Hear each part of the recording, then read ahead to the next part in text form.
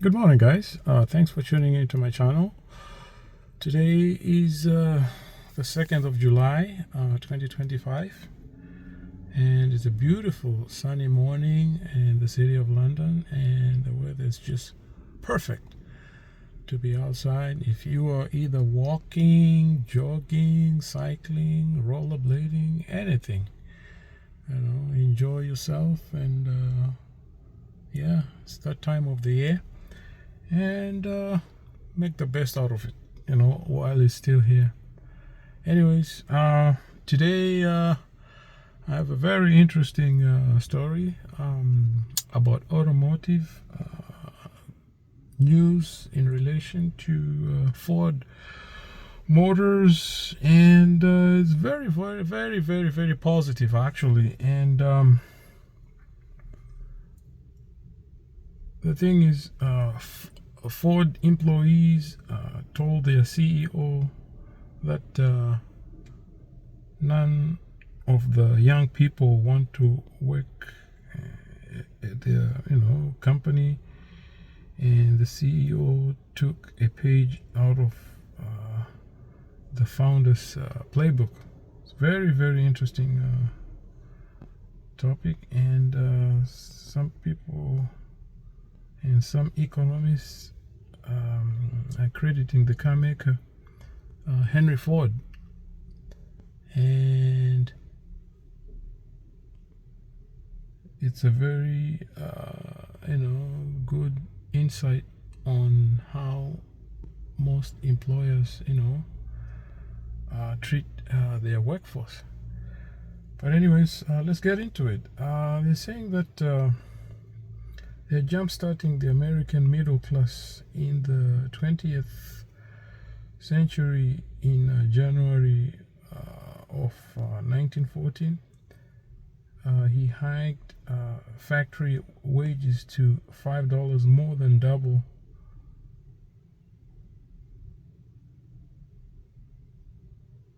the average wage for an 8-hour workday.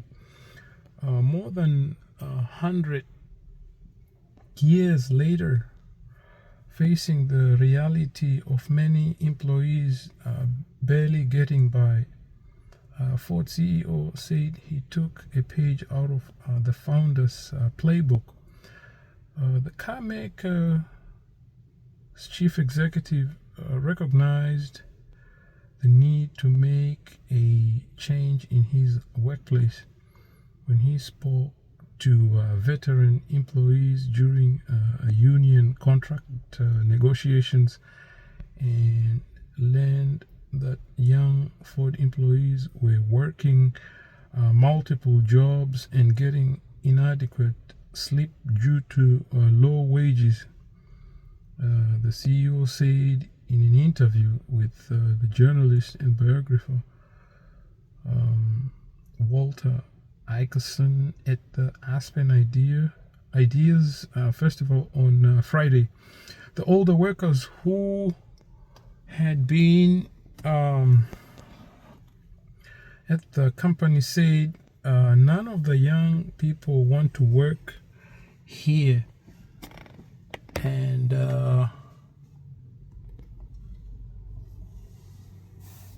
you pay $17 an hour, and they are so stressed.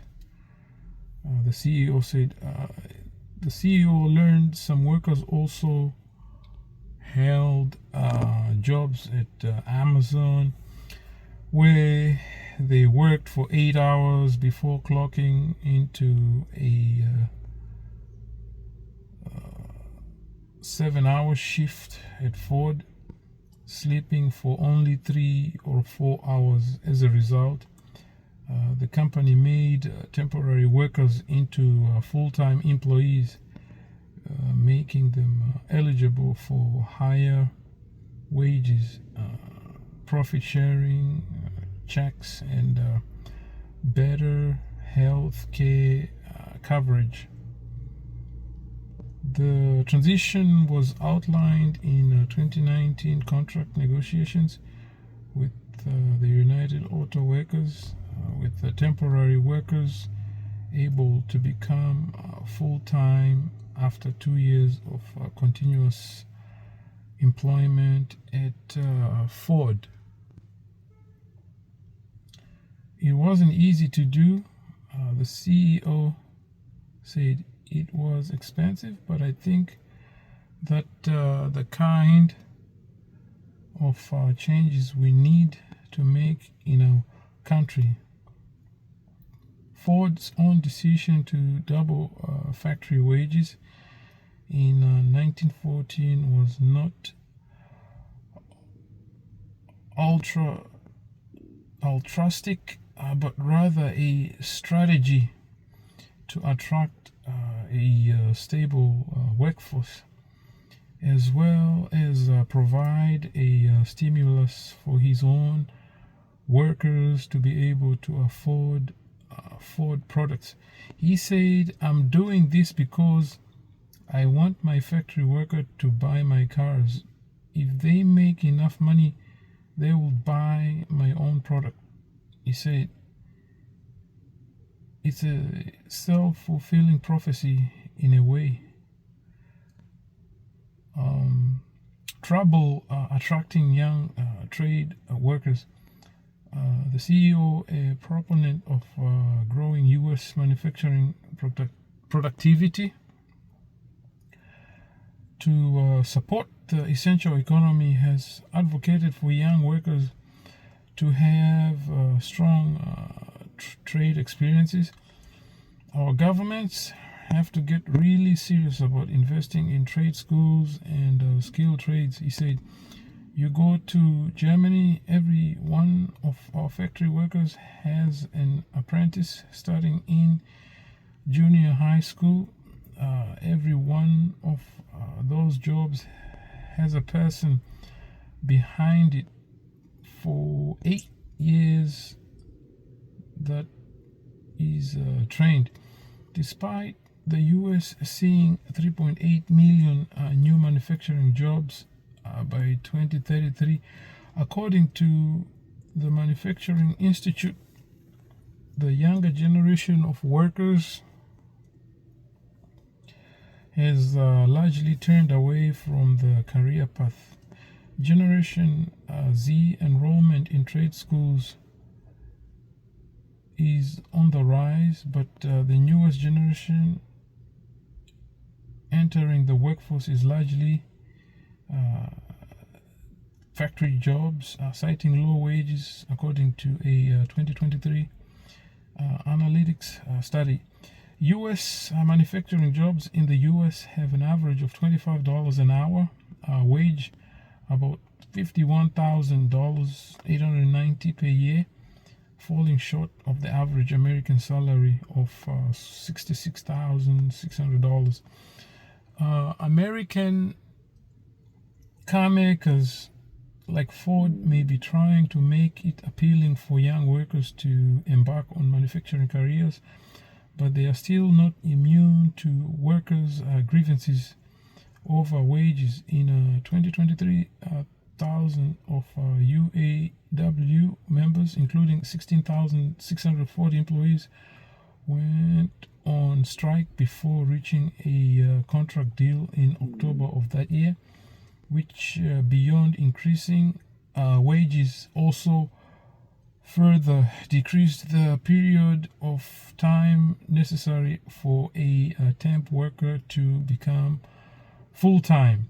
The CEO called the strike completely unnecessary from management's perspective and maintained the onus of improving trade workers' wages isn't just on Ford. We're just going to hope it gets better, he said. We have the resources and we have the know-how after 120 years to solve these problems, but we need more help from others. And yeah, very interesting topic, guys, in my view. Really, it's not every day that you see employers that can really understand the plight, of everyday people, like, their workforce.